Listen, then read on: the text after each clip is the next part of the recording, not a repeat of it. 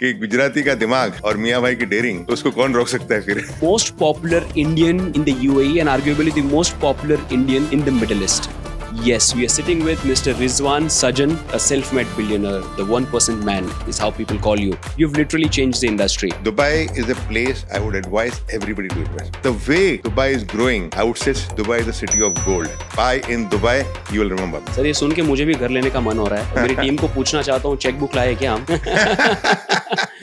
So do you think struggle helps formatting you as an entrepreneur? Struggle definitely is important for you to success. You met with our Honorable Prime Minister Narendra Modi ji a few months back. He is an inspiration. Aura which he has, the sharpness which he has, the way he speaks.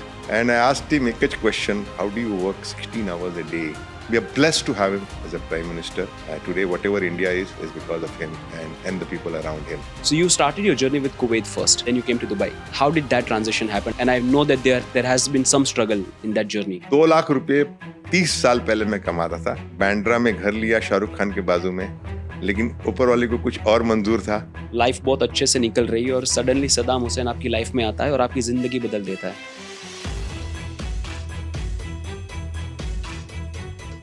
Hello everyone, welcome to this special episode of Wisdom Cast.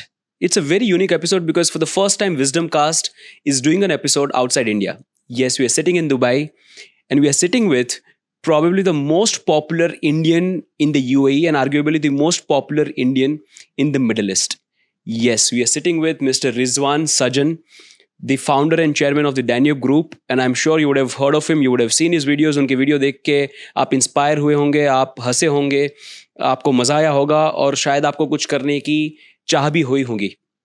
तो आज हम रिजवान जी के साथ बहुत सारी बातें करेंगे. Today's episode is all about learning. We are here to learn. I am personally very privileged to be sitting right across him and to get those learnings directly from the man himself. So let's just get into it. Rizwan भाई કેમ છો? બહુ મજામાં, એકદમ જ સરસ. Welcome to the podcast. Very happy to have you. First of all, it's so comforting, it's so inspiring to see somebody from my state, from Gujarat, making it so big in Middle East. So congratulations on that. And I'm very happy, seeing a Gujarati like this. And I'm also happy to meet you, Jay, because I have seen some of your podcasts and you're doing a wonderful, wonderful job, I would say. Thank you so much. So થોડી ગુજરાતીમાં વાત કરીએ પહેલા and then we'll go to Hindi and English. So તમે ગુજરાતથી છો. Exactly ગુજરાતમાં ક્યાંથી? From Rajula and Mawa. You see, from Rajula, my father's side, Mawa, my mother's side. Rajula ની બાજુમાં એક ગામ છે બાબરિયાધાર.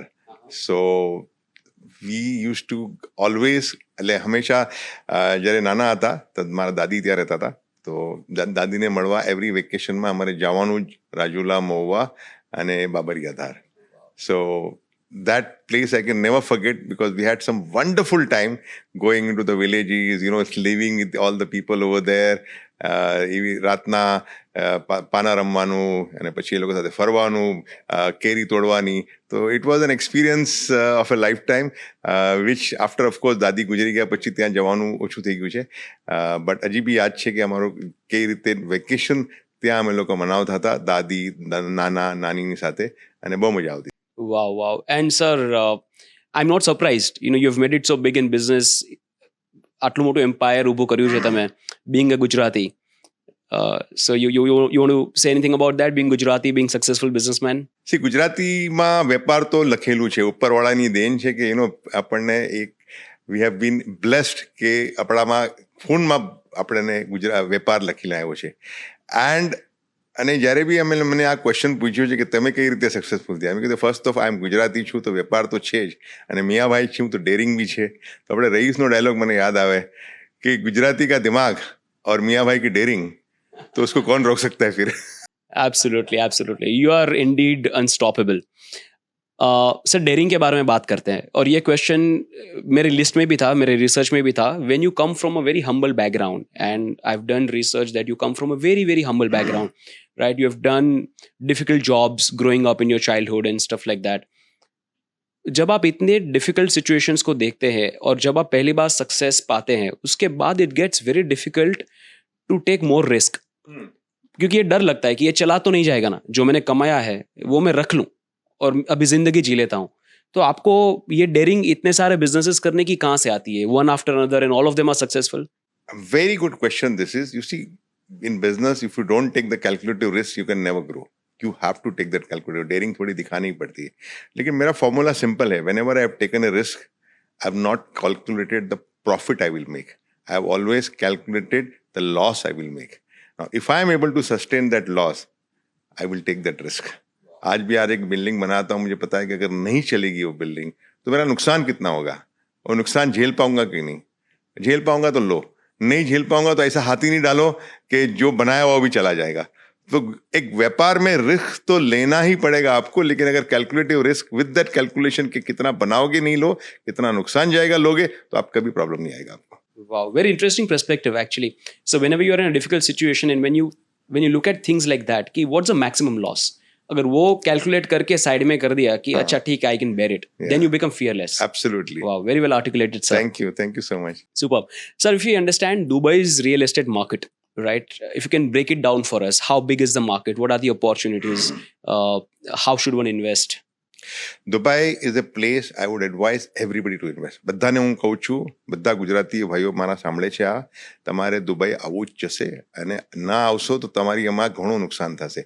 બિકોઝ આજની તારીખમાં બી દુબઈ જે છે is very very underpriced. When I say underpriced, because Dubai prices are 50% compared to આપણું Mumbai. We are talking about London કરતા આપણે 1/3 પ્રાઇસ છે, હોંગકોંગ કરતા 1/4 પ્રાઇસ છે. So the way the Dubai is growing, I would say Dubai is a city of gold. અને આજે જે આપણને પ્રાઇઝ મળે છે, what is the price we are getting in Dubai, you're not going to get again. Because I can see how the price have gone up in the last 5-6 years, how every year it is going up, like compared to 2022 to 2024, already 30-35% વધી ગયા છે. અને day by day હું જ્યારે plot લેવા જાઉં છું, કે જે મને પ્લોટ 1 વર્ષ પહેલા મળતો હતો, એ પ્લોટ મારે I have to pay that extra money, and the contractor have to pay that extra money, A price ઉપર જાય છે. The casinos are coming over here, અને તમને ખબર છે કસિનો જે સિટીમાં જાય છે, ધી સિટીમાં the growth is very very high compare with Macau, compare with Goa, compare with Las Vegas. કઈ રીતે ભાવ વધ્યો છે. અને દુબઈ છે ને આપણા સ્પેશિયલી ઇન્ડિયન માટે, ગુજરાતી માટે નહીં, ખાલી I would say the whole of India, it's so good because you don't feel you are out of India. તમને એવું લાગે જ નહીં કે તમે ઇન્ડિયાથી બહાર છો. You feel you are staying in India. And અહીંયાનું ખાવા પીવાનું, અહીંયાનું બોલિવૂડ પૂરું આવ્યા કરે છે. ક્રિકેટ, કાલે ક્રિકેટની મેચ હતી ઇન્ડિયા પાકિસ્તાનની. We enjoyed like anything, and the best part is Indians and Pakistani, we sat together and enjoy. Now this sort of an atmosphere you don't get anywhere. Then the safety, the government infrastructure, આપણે જે રસ્તા road જે છે, it's unbelievable. Cleanliness, અહીંયા તમે ક્યાંય બી રાતના બી તમે બહાર નીકળો, તમને કોઈ તકલીફ નથી. પછી તમે ઇન્વેસ્ટ કરો તો તમને ગોલ્ડન વિઝા બી મળે છે. અને you are not talking about a big money. તમે 4-4.5 કરોડ રૂપિયા ઇન્વેસ્ટ કરો, એમાં ડાઉન પેમેન્ટ આપો, will get you the golden visa. Golden visa is valid for 10 years. Now this golden visa is not only for you but for the whole family. એક વખત golden visa આવી ગયો, તમારે 10 વર્ષની visa મળે છે. તમારું પોતાનું બિઝનેસ તમે કરી શકો છો without any partner. So lot of advantages. અને Dubai is a city which will prosper and prosper. So still, according to me, is very, very, very underpriced. So if you are not invested in Dubai, please come. And I'm not saying buy from my company Danube, buy from anybody, but buy in Dubai, you will remember me. Right, absolutely. Sir, in a way, you have transformed Dubai real estate. The 1% man is how people call you, right? And with that, you've literally changed the industry. How did that happen? How did this idea came up? When I came to the real estate market, I was not sure whether I'll compete with the real estate giants over here, because they were all very big people. And for me to enter the market, I had to come out with something unique idea. So that time we decided that we are going to come and we have to come out with a plan which is going to attract everybody. Now, what of the plan is, everybody was focusing on the market which is the high value, એટલે 5 million 10 million का villa बेचते थे वो लोग, 4 million का घर बेचते थे. लेकिन हमको ये रियलाइज हुआ कि 85% ऑफ द पॉपुलेशन जो है दुबई की, वो लोग यहाँ पे रेंटेड अपार्टमेंट में रहते हैं. वो रेंटेड अपार्टमेंट को मुझे था कि मैं उसको कैसे कन्वर्ट करूँ कि अपना घर खरीदना. बिकॉज दुबई में एक बार कोई आ जाता है ना, उसको जाने का दिल नहीं करता है. वो यहाँ सालों साल रहता है. अगर आप किसी को भी पूछो आप कितने साल से, वो हर एक आदमी बोलेगा मैं 10 साल से हूँ, 15 साल से, 20 साल से हूँ. कहाँ रहते हो? बोले रेंटेड के अपार्टमेंट. उसको मेरे को घर देना था. और उसको घर देने के लिए एक यूनिक आइडिया निकालना था। यूनिक आइडिया इसलिए बिकॉज वो जो है सैलरीड पीपल है, सैलरीड पर्सन को बैंक का लोन नहीं मिलता है, और उसको घर देने के लिए हमने वो 1% का पेमेंट प्लान निकाला। मतलब आप थोड़ा सा डाउन पेमेंट दोगे और उसके बाद 1% पर मंथ दोगे। 3 साल में घर जब भी दूंगा तभी आपने सिर्फ 60-65% दिया है, उसके बाद घर मिलने के बाद भी आप 1% पर दे देंगे।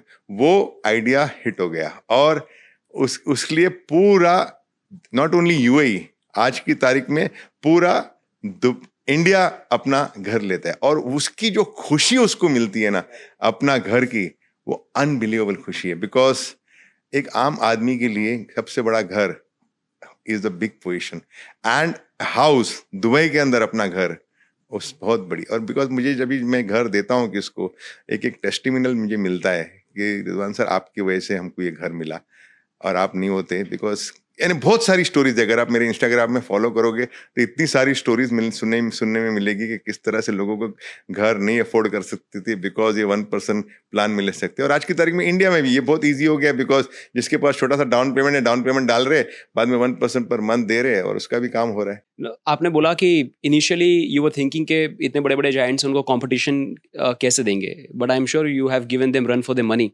with this extraordinary program. नहीं, बिकॉज जब चालू किया था तभी तो सबको लग रहा था कि ये रिजवान भाई 3 साल में भाग जाएंगे, बिकॉज उनका काम ही नहीं है ये कि 1% पेमेंट थोड़ा चलने वाला है। बिकॉज थोड़ा सा भी मार्केट ऊपर नीचे होगा तो लोग पैसा देना बंद करेंगे। लेकिन इसमें पॉइंट ये था कि जिसने घर लिया ना मेरे पास से, वो एक्चुअली वर्किंग क्लास पीपल थे। ओके, वर्किंग क्लास पीपल या छोटे मोटे बिजनेसेस वाले थे। उनके लिए ये छोटी पूंजी जो लगाता है, वो 1 साल में 1.5 साल में जो लगाया उसने 30-35%, वो उसके लिए is the hard on income of so many years. वो कभी जाने नहीं देगा। वो मार्केट ऊपर भी होगी नीचे भी होगा, कहीं से भी लाके देगा, लेकिन वो पैसा अपना पूरा करेगा और अपना घर लेगा। उस एक बिजनेसमैन के लिए क्या हो गया, मार्केट नीचे गया, छोड़ो यार अभी मेरा ये बिजनेस में नुकसान हुआ है तो ये घर थोड़ा सा और नुकसान हो गया, प्रॉब्लम नहीं है। लेकिन जो वर्किंग क्लास पर्सन है वो कभी वो छोटा सा इसने जो पैसा लगाया घर की पूंजी, वो कभी जाने नहीं देगा। तो इसके वजह से ये प्रोग्राम एकदम हिट हो गया। Right. And sir, I see a cause in your business. So do you believe in having a cause when you're doing a business? It's such a satisfaction I feel when somebody buys an apartment and comes and tells me, I mean कैसे मैं बताऊं, लोग आके रोते हैं मेरे पास जब भी उसको चाबी मिलती है ना कि आपके वजह से घर मिला। बिकॉज जो घर भी हम दे रहे हैं ना, वो एकदम यूनिक घर दे रहे हैं। मतलब इतनी सारी एम्यूनिटीज ऐड करके दे रहे हैं, उसको फुल्ली फर्निश करके दे रहे हैं, 0 कॉस्ट ना। ये जो आप फर्नीचर देख रहे हो यहाँ पे, ये पूरा फर्नीचर उसको ब्रांडेड डिजाइनर फर्नीचर 0 कॉस्ट में दे रहा हूँ। 1% पेमेंट प्लान, 40+ एम्यूनिटीज दे रहा हूँ। तो ये बहुत सारे चीज उनको मिलता है और they are very happy. Sir, ये सुन के मुझे भी घर लेने का मन हो रहा है। मेरी टीम को पूछना चाहता हूँ, चेकबुक लाए क्या हम? और इससे ये होने से क्या होता है, जब ये टेस्टिमोनियल मुझे मिलता है ना, मुझे भी उत्साह मिलता है कि मैं काम करूं इनके लिए, इनको अच्छे से अच्छा घर दूं। लाइक अगर आप सैटरडे को इतनी धूप के अंदर यहाँ पे छुट्टी हो जाती है, सैटरडे संडे को भी हम लोग बाहर जाते हैं, हर एक साइट के ऊपर जाते, चेक करते सही है कि नहीं।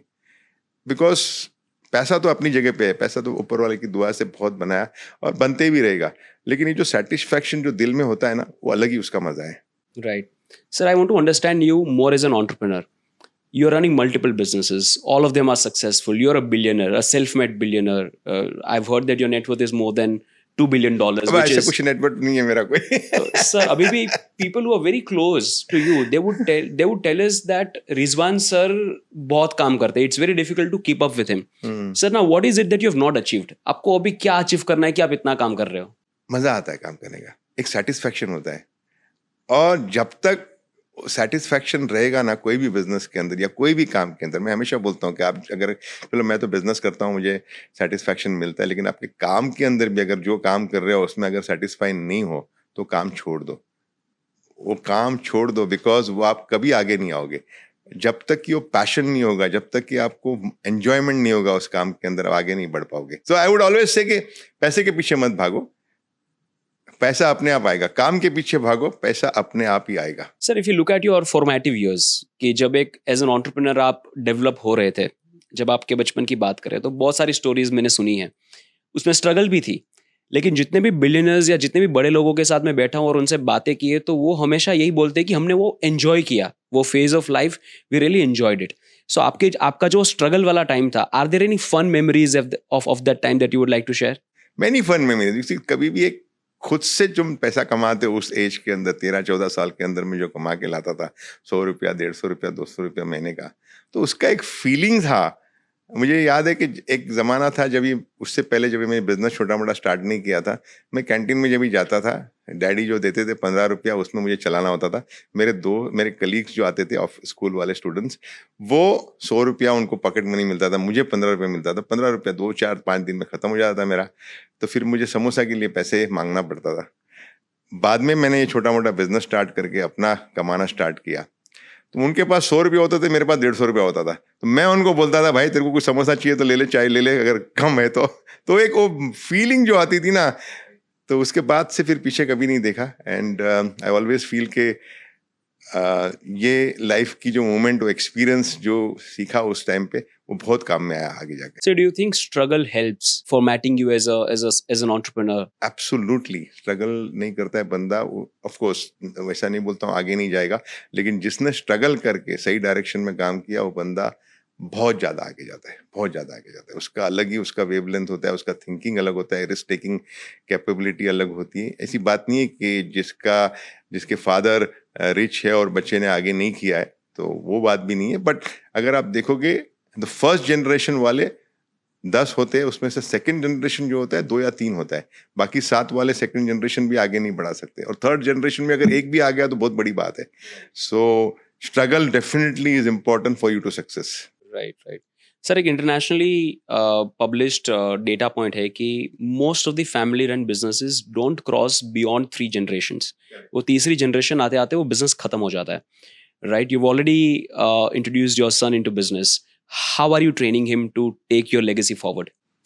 That's a good question. क्या हुआ कि जिस तरह से हमने 13 साल की एज में स्टार्ट किया अपना काम, तो आदिल जब भी 13 साल का था, या मेरे ब्रदर के बच्चे लोग 13 साल के थे, तभी हमने उसको काम पे लगा दिया। तो मुझे याद है कि जब आदिल काम पे जाता था, my son Adil used to go for work, I and my wife used to have a lot of fight in the house, because summer holidays में used to go for work. Summer holidays में यहाँ पे पता है आपको गर्मी कितनी होती है, बहुत गर्मी होती है यहाँ पे। तो वह जब भी वो ऑफिस से आता था, बिकॉज उसको वेयर हाउस में काम रखा था कि तू वर्कर लोग के साथ में वेयर हाउस में काम करेगा, तो उसके 2-3 शर्ट चेंज करना पड़ता था, क्योंकि गर्मी ह्यूमिडिटी यहाँ पे बहुत होती है।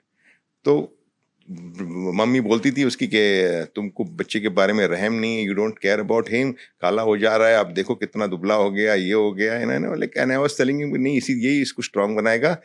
एंड वो करने से आज व्हाट हैपेंड इज, जब वो ग्रेजुएट हुआ कॉलेज के, he was into the business straight away, because उसको बाद में ट्रेनिंग नहीं लगी। आज की तारीख में क्या हो रहा है कि majority of the children don't want to start work until they graduate, and that is the biggest mistake they are doing. कि अगर आपको लाइफ में आगे बढ़ना है, don't wait until your graduation, start earning at the age of 13, 14. कुछ भी कमाओ, भले 1000 रुपये कमाओ, 2000 रुपये कमाओ, एक टाइम पास के लिए कुछ काम करो, कुछ सीखने के लिए काम करो, rather than wasting your spare time when you get these holidays or that evening which you have. छोटा सा अगर काम करोगे ना, जब भी तुम ग्रेजुएट हो जाएगे ना, आप अपने दोस्तों से कहीं आगे जाए। Very profound learning. Starting early is, I would say, the learning of the day. And that for the children, parents has to force them कि जाना है आपको, भले दुकान में काम कर लोगे, कैसेट की दुकान में काम करोगे, कपड़े की दुकान में काम करोगे, इंटीरियर डिजाइनर के काम करो, कोई रेस्टोरेंट में जाके काम करो, कुछ ना कुछ काम करो, सीखने रोज मिलेगा। Sir, you see a generation gap in terms of the way we think and the way you think, right? So I'm millennial. The generation after me is the Gen Z. Right? And your generation used to work really hard. Most of you have seen the tough times. हम लोग ने उतना शायद tough time नहीं देखा.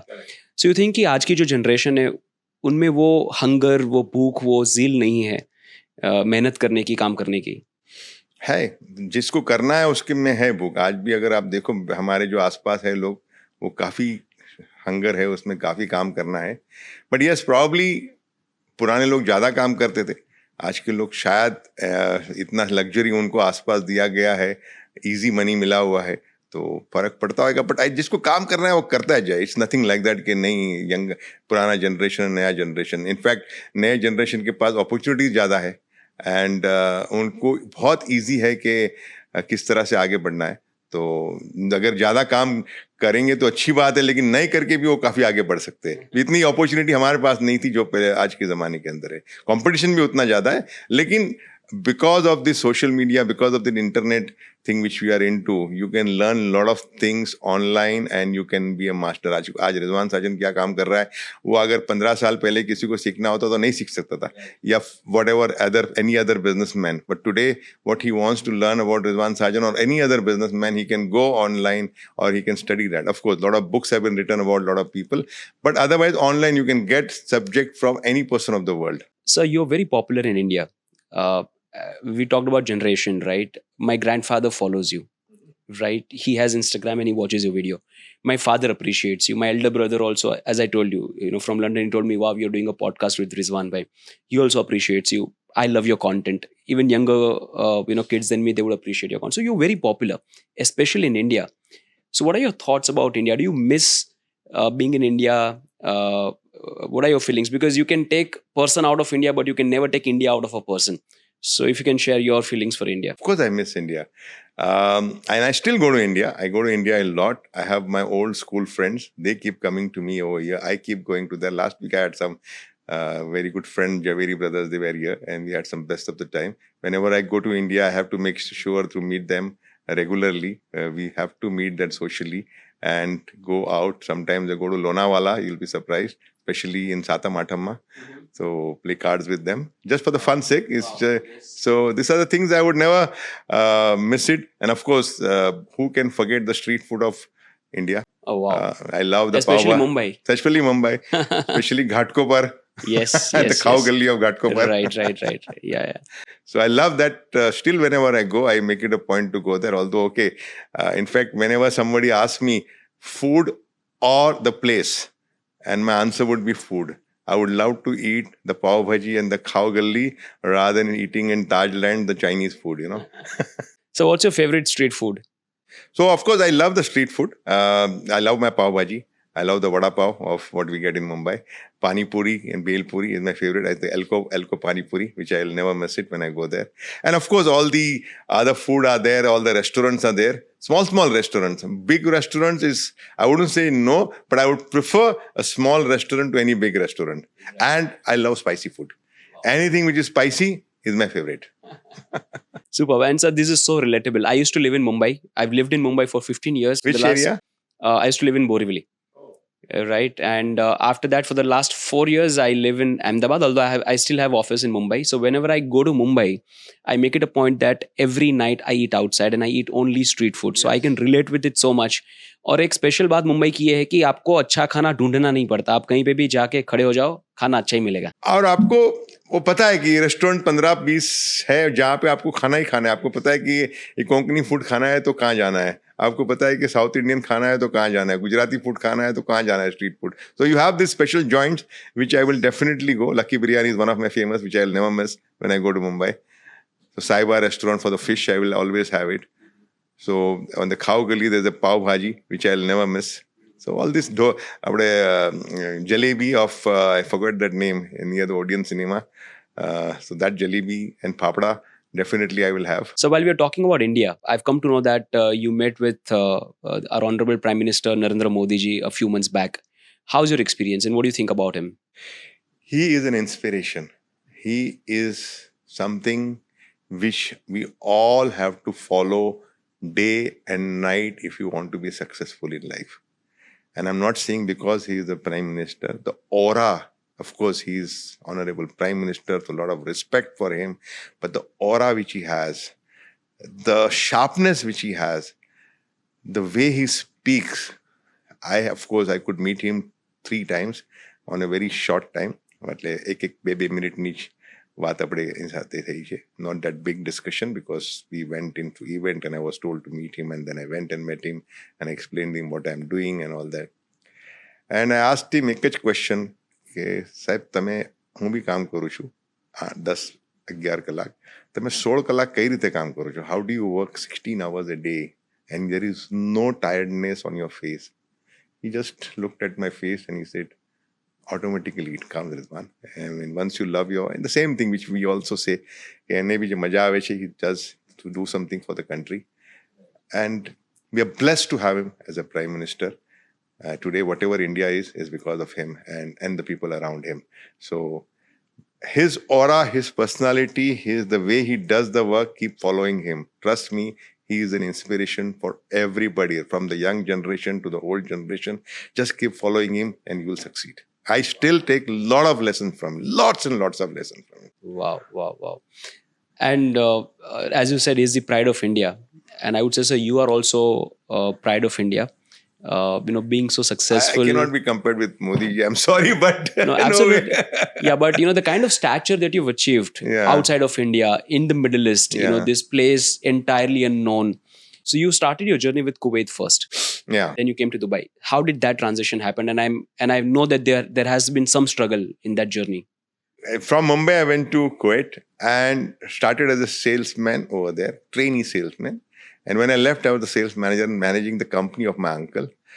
So 6,000 रुपया मुंबई में कमाता था. 8 साल में 1.5 लाख से 2 लाख रुपये, कभी 1.5 लाख 2 लाख इसलिए बोल रहा हूँ, कमीशन बेसिस मेरा काम था. तो 2 लाख रुपये 30 साल पहले मैं कमाता था और वो बहुत बड़ी रकम थी. उस पैसे से मैंने अपनी शादी की, मेरे सिस्टर की शादी की, बैंड्रा में घर लिया शाहरुख खान के बाजू में. लेकिन ऊपर वाले को कुछ और मंजूर था. सदाम हुसैन आ गया वहाँ से भागना पड़ा हमको. जब वहाँ से गए तो कुछ भी नहीं था हमारे पास. फिर दुबई में आए, दुबई में छोटा सा जॉब किया. फिर हमने बोला कि नहीं, अभी तो बिजनेस स्टार्ट करना चाहिए, बिकॉज आई थिंक कुछ तो स्पार्क है हमारे में जो मैं काम कर रहा हूँ और वो सक्सेसफुल हुआ है. तो ऊपर वाले की दुआ से, वाइफ से परमिशन लिया, स्टार्ट किया बिजनेस और फिर आहिस्ता आहिस्ता आगे बढ़ाया. Right. So you were living a life full of struggles in Mumbai. You go to Kuwait. आप वहाँ पे अच्छे पैसे बना रहे हैं, लाइफ बहुत अच्छे से निकल रही है और सडनली सदाम हुसैन आपकी लाइफ में आता है और आपकी ज़िंदगी बदल देता है. आपको वहाँ से भागना पड़ रहा है और आप दुबई में आके अपनी ज़िंदगी जीरो से स्टार्ट कर रहे हो.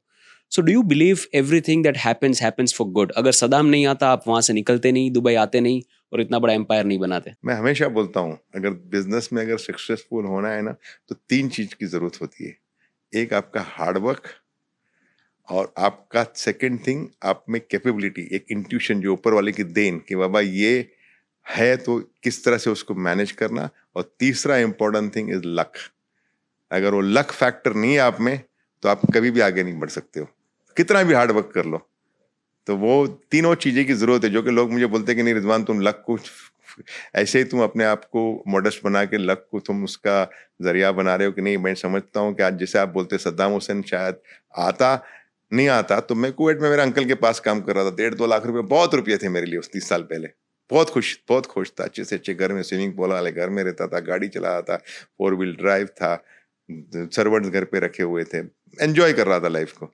लेकिन बिकॉज सद्दाम हुसैन का आना था, मुझे नए जगह पे जाना था, वहाँ पे बिजनेस स्टार्ट करना था, और वो नहीं आता तो शायद वहीं कर आज तक वहीं होता था मैं. But I would be happy, nothing, no regrets. वहाँ पे कोई रिग्रेट नहीं था, लेकिन फिर शायद बिजनेसमैन नहीं बनता. Right. So looking back in your journey, आपको लगता है कि कुछ ऐसी मिस्टेक्स जो अवॉइड की जा सकती थी? Have you made any such mistakes in your life? ऐसी कोई मिस्टेक्स तो नहीं. ऑफ कोर्स इन बिजनेस अगर आप देखो तो कुछ ना कुछ मिस्टेक्स तुम जरूर करते हो. 10 में से 10 डिसीजन तुम्हारे सही नहीं हो सकते. 6-7 सही होते हैं, 2-3 गलत भी होते हैं, लेकिन उसको हम लोग फिर किसी ना किसी तरह से मैनेज कर लेते हैं. वो नुकसान हो गया, उसको राइट टाइम पे बिजनेस को बंद करो और फिर नया सोचो. उसके ऊपर अगर रोते बैठोगे तो वो ऐसे हमने जैसे रेस्टोरेंट खोला था, चाचा चाय रेस्टोरेंट. कॉन्सेप्ट में दिमाग अच्छा था कि चलेगा वो बिजनेस, लेकिन वो नहीं चला मेरे से. पेंट की फैक्ट्री डाली थी मैंने, नहीं चला. पेंट की फैक्ट्री में आग लग गई. तो जैसे मैंने कहा कि आप 10 बिजनेस करोगे, उसमें 2-3 गलत चीज लोगे ही लोगे, लेकिन राइट टाइम पे उस बिजनेस को लॉस लेके बंद करना, कंटिन्यू करके मतलब नहीं था. समझ में आ गया ये बिजनेस आपके काम का नहीं है, लॉस लो, बंद करो उसको. Right. Has there been any situation where you felt कि अब मेरे से नहीं होगा, और you came very close to giving up? नहीं, ऐसा कभी नहीं आया. मैं कभी भी ऐसा सोचा ही नहीं कि ये मेरे से नहीं होगा, और मैंने कोशिश पूरी करूंगा कि होना चाहिए. और कोई बिजनेस स्टार्ट किया, अगर नहीं हो रहा है तो फिर उसको बंद कर दिया. वरना लाइफ में ऐसा कभी नहीं हुआ कि मैं नहीं कर पाऊंगा. अभी भी आफ्टर बिजनेस स्टार्ट करने के बाद भी 3-4 बार ऊपर नीचे हुआ है, और मुझे याद है कि जितनी बार नीचे गया हूँ उतनी बार उठ के उससे ऊपर आया हूँ. तो ये एक ऊपर वाले का करम है या कुछ भी बोलो, बट जितनी बार नीचे गिराया, 3-4 बार यहाँ पे रिसेशन आया है, we have emerged stronger in the market, and that is only because we have followed the basics. कुछ प्रॉब्लम आए हमारे वजह से नहीं आए, outside factors, like for example Lehman Brothers का क्राइसिस आया था जहाँ पे पूरे वर्ल्ड के अंदर रिसेशन आ गया था, कोरोना आ गया था जिसके अंदर अपनी गलती नहीं थी, कोरोना आ गया तो आ गया भाई, लेकिन सब तकलीफ में थे। लेकिन कोरोना से जब भी हम बाहर आए तो कोरोना के पहले जो काम कर रहे थे उससे ज़्यादा काम कर रहे थे। तो वो एक ऊपर वाला का करम है, और शायद फाउंडेशन में इतना स्ट्रांग है बिकॉज मेरा ये मानना है कि जब भी आता है ना, तो कंपटीशन मेरा जो है वो प्रॉब्ली इतना स्ट्रांग अपना उसका फाउंडेशन उसने नहीं बना के रखा है। तो when the market bounce back, जब बाउंस बैक करती है तो हम उसके लिए रेडी हो जाते हैं, तो और उसको पूरा we try to get the maximum out of it. आज दुबई में मार्केट बहुत अच्छा है एंड सब लोग काम कर रहे हैं, लेकिन मुझे पता है कि कल उठ के ऐसा कोई एक्सटर्नल फैक्टर आ जाता है जिसके लिए कोई कंट्रोल किसी का नहीं होता और मार्केट बैठ जाती है। बड़ी बात नहीं है, we will emerge more stronger, दिल मेरा कहता है। Okay, because I know what calculative risk I am taking और कितना मैं लेवरेज करता हूँ अपने आप को कोई बिजनेस करने के लिए, तो प्रॉब्लम आना नहीं चाहिए। Right. So far I've sat with about 4-5 billionaires and interviewed them. All of them have this one thing in common कि जब टाइम खराब होता है तो हम फाउंडेशन को स्ट्रांग बनाने में मेहनत करते हैं, और जब टाइम अच्छा आता है कंपटीशन रेडी नहीं रहता, but we have the infrastructure ready and we can get maximum out of it. Yes, which is true, and that only people who are successful, they not make the foundation strong when the time खराब है।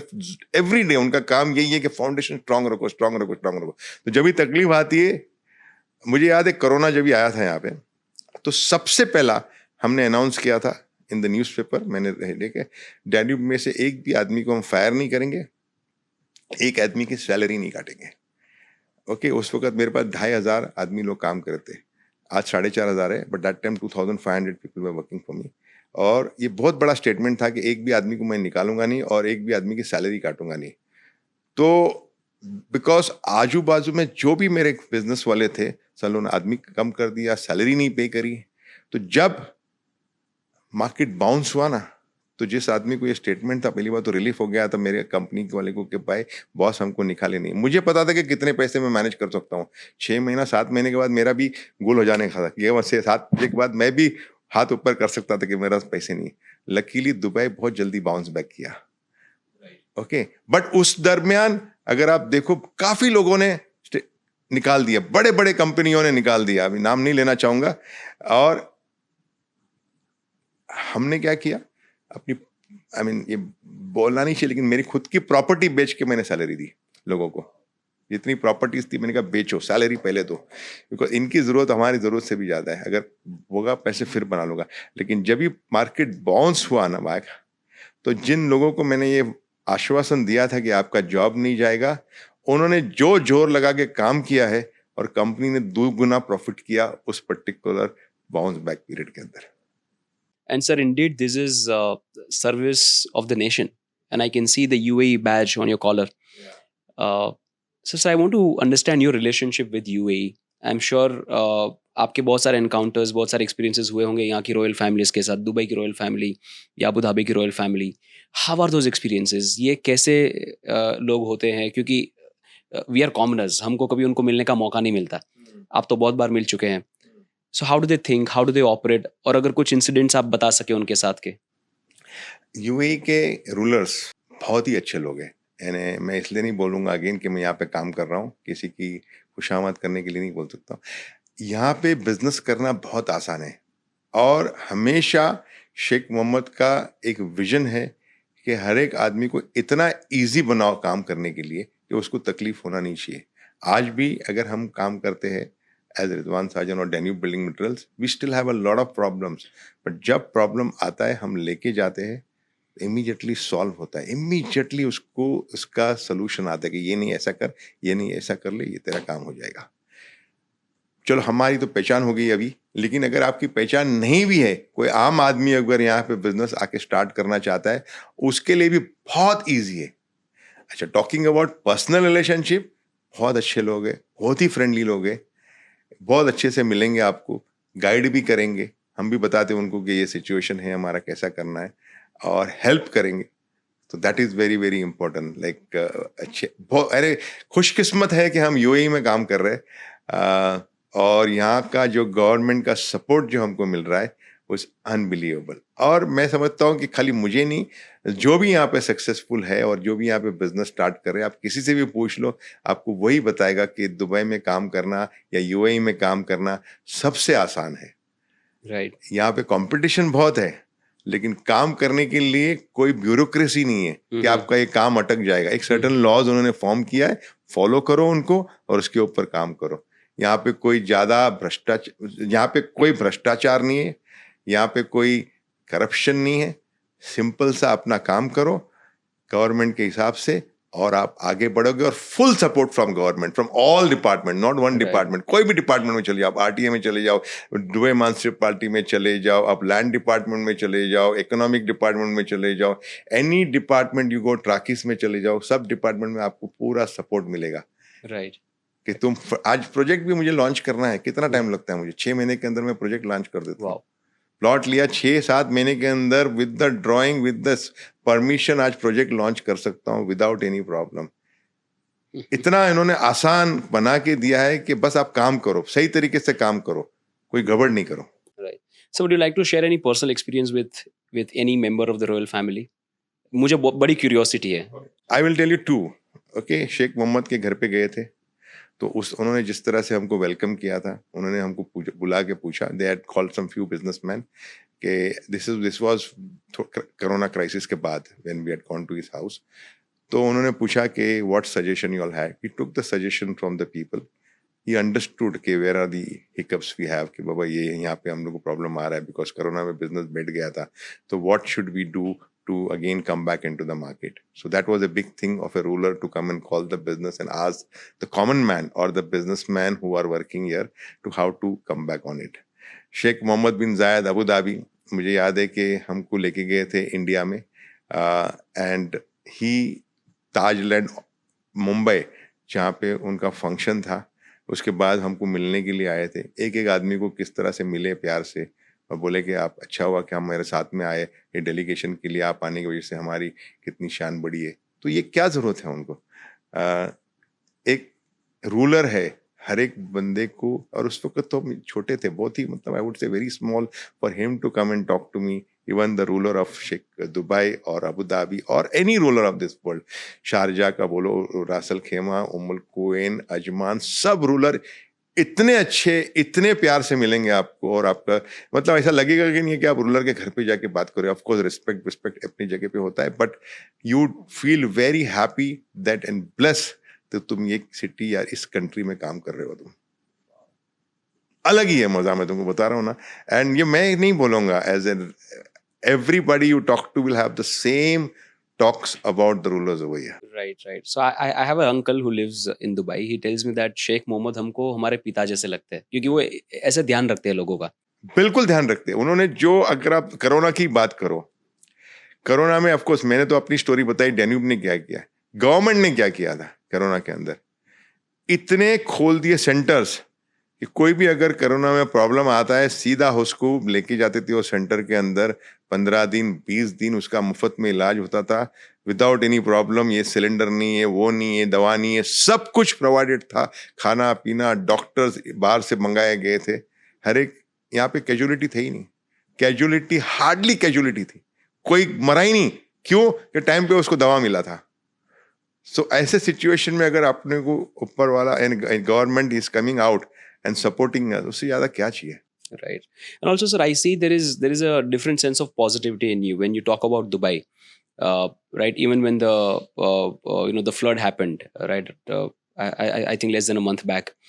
I was watching your videos that you were very positive. You were always trying to look at the positive side of it, and you were also inspiring people कि आप troll कर सकते हो, आप negative चीजें के बारे में बात कर सकते हो, लेकिन जो किया गवर्नमेंट ने कि एक दिन में Dubai was again back on its feet. या 75 इयर्स में जो कभी नहीं इतना रेन आया था, उतना उस दिन रेन आया था, पूरा शहर डूब गया था, लेकिन सिटी 2 दिन में वापस, हमारा खुद का इवेंट हुआ था, उस वक्त हम लॉन्च कर रहे थे प्रॉपर्टी। 16 को फ्लड आया था और 17 को हमारा इवेंट था। हमने सिर्फ एक दिन हमारा इवेंट डिले किया। सलमान खान उस इवेंट के लिए आए थे और 18 को इवेंट हुआ और 3000 लोगों ने उस इवेंट को अटेंड किया था। तो कहाँ फ्लड, कौन सा flood?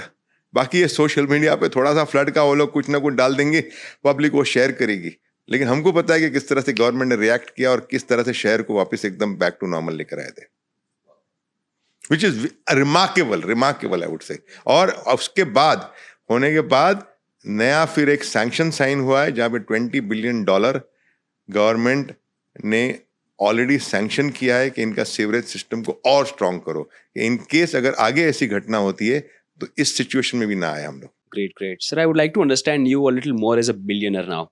Okay. Being a billionaire, owner of an empire, how do you spend your money? Do you buy expensive stuff? Not really to be honest. Like मैं अभी देखो ये सूट पहना है, क्या है मेरे पास? कुछ भी नहीं है यार। नहीं, मुझे कोई इतना बड़ा शौक नहीं ब्रांडेड का। So do you invest your money? Yes, invest में मेरा पैसा जो है बिजनेस में ही लगाता हूँ मैं। मुझे मज़ा आता है उसमें काम करने में, जो बिजनेस में कमाया उसको बिजनेस में ही वापस लगाना। ब्रांड का शौक नहीं, ऐसा कोई शौक नहीं जिसके अंदर कोई मेरा पैसा उसके अंदर जाएगा।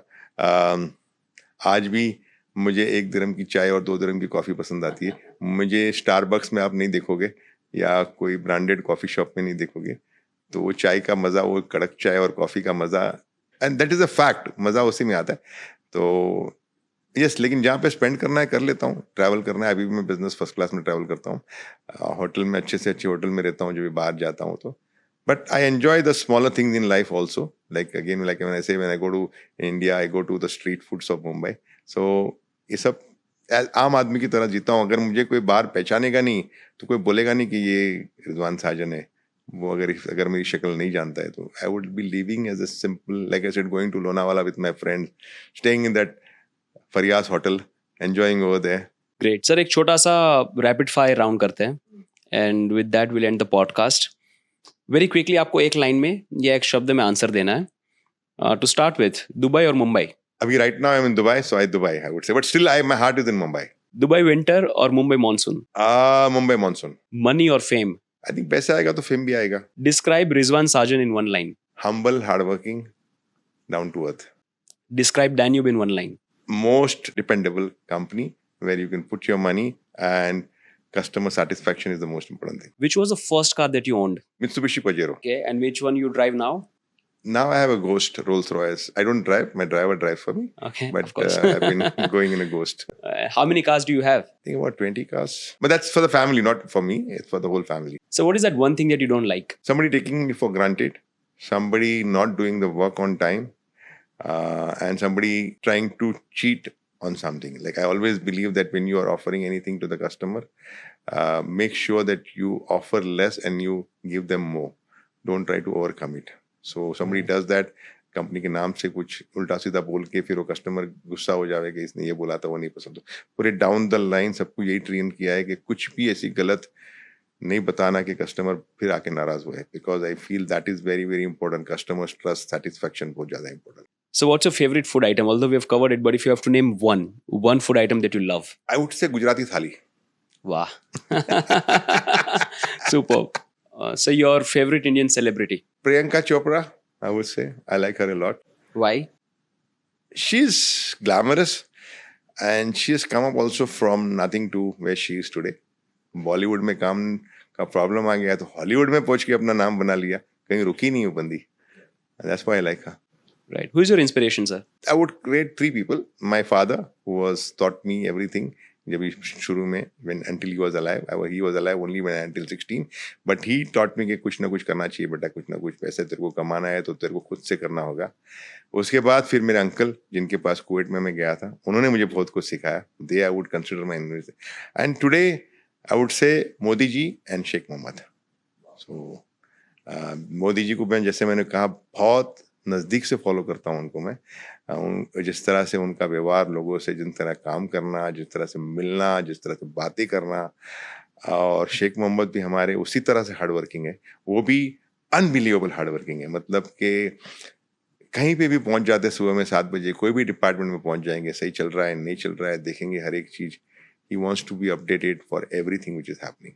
So ये सब like ये अच्छा लगता है, because अगर आदमी सर के ऊपर ना होना तो कुछ नहीं हो सकता है. कोई भी कंपनी चलानी या कोई भी कंट्री चलानी या कोई भी सिटी चलाना है, तो you have to be on top of it. One line about your son.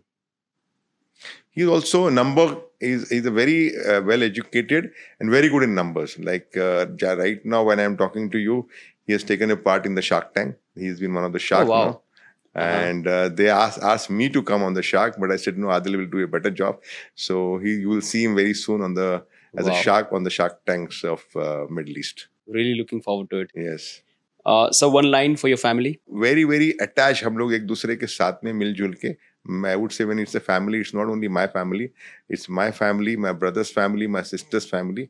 अभी हम लोग जा रहे हैं छुट्टी के अंदर, सब साथ में जा रहे हैं. We're all going together, enjoy, and going for a short vacation to Switzerland. सबके सब साथ में होंगे. Wow. One last question, one line for me, a feedback. Very good, Jay. What you are doing, very good for what you have achieved. You have showed me the interviews. I have seen the interviews. A lot of people, big people you have interviewed. So wishing you lots of success. And today, that is the world. To be on the social media, and I'm sure you will learn after another 25 episodes. You will learn much more than what I would know, because you will be having ideas about the 25 different businessmen.